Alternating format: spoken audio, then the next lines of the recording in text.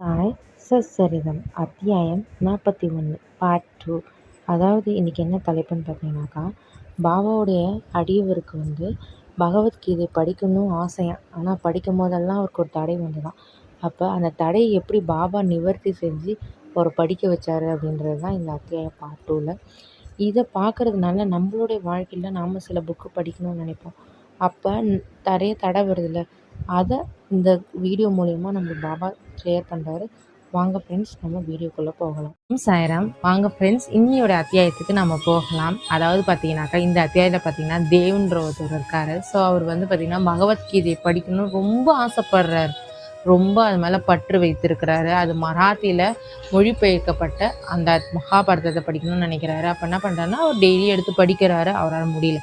ஏதாவது ஒரு தடை அவரை கண்டினியூஸாக ஒரு தடை வந்துக்கிட்டே இருக்குது. அப்போ என்ன பண்ணுறாரு அப்படின்னு பார்த்தீங்கன்னாக்கா, இது லீவில் ஒரு 3 மாதத்துக்கு ஊருக்கு போகிறாரு. எங்கன்னா ஷீரடியில் பவுண்ட் அப்படின்ற ஒரு ஊர், பவுண்டில் அப்படின்னு ஒரு ஷைரடியில் அவருடைய சொந்த ஊர் இருக்குது. அந்த இடத்துக்கு போய் அவர் ஸ்டே பண்ணி படிக்கலாம், ஒரு மாற்றத்தை கொண்டு வந்தால் படிக்க முடியும்னு நினைக்கிறாரு. அப்போ பார்த்தீங்கன்னா எல்லா புக்கையும் படிக்கிறாரு. ஆனால் அந்த பகவத்கீதையை படிக்க முடியல. படிக்கும்போது என்னென்ன ஒன்றுதுன்னா, உள்ளேருந்து ஏதோ ஒரு நெகட்டிவ் எண்ணங்கள், தேவையில்லாத எண்ணங்கள்லாம் அவருக்கு தோணுது. அப்போ அவர் என்ன பண்ணுறாரு, என்னடா இது இப்படிலாம் தோணுதுன்னு சொல்லிட்டு அவர் ஒரு முடிவுக்குறாரு. இல்லை இனிமேல் நம்ம பாபா என்னைக்கு அன்பு கட்டளையா நீ இதை படி அப்படின்னு என்னை எப்படி சொல்கிறாரோ அப்போ தான் நான் இதை படிக்க போகிறேன்.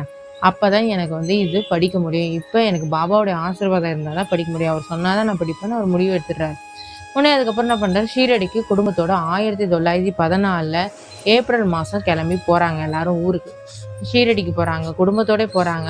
அப்போ பார்த்தீங்கன்னா தேவ் போனப்போ ஜோக்குன்றவர் கேட்குறாரு, திடீர்னு கேட்குறாரு. ஜோக்குன்னு ஒருத்தர் அங்கே இருந்தார், அவர் தெரிஞ்சவர் போல்.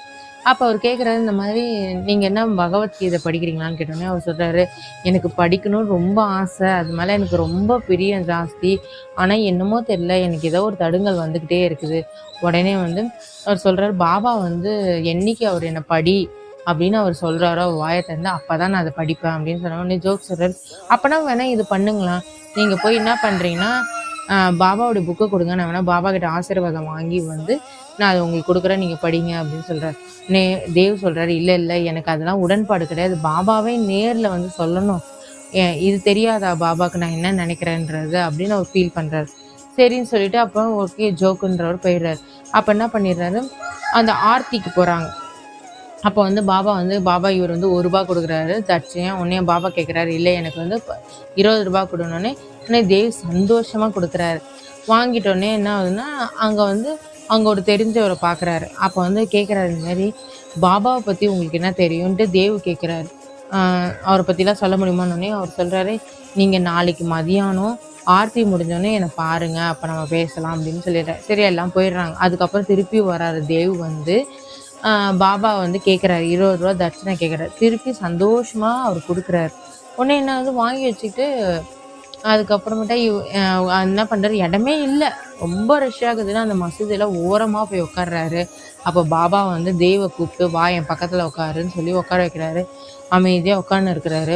அந்த அந்த பூஜை, அந்த ஆர்த்திலாம் முடிஞ்ச உடனே என்ன ஆகுதுன்னா, அவர் பார்த்தார்ல ஒரு ஃப்ரெண்டை, அவர்கிட்ட பேசுகிறாரு, இந்த மாதிரி பாபாவை பற்றி சொல்லுங்கள், தியானம்னா என்ன, எப்படி இதெல்லாம் உங்களுக்கு சொல்லி கொடுத்துருக்காரு, இதெல்லாம் சொல்லுங்கன்னு சொன்னோடனே அப்போ பார்த்தீங்கன்னா ஒரு குரல் கேட்குது. என்ன குரல்? பாபாவுடைய குரல். பாபா என்ன சொல்கிறாருன்னா, இங்கே வா தேவ், அங்கே ஒரு தோல் நோய் கஷ்டப்படுற அந்த அடியவரை கூட்டிட்டு வான்றாங்க.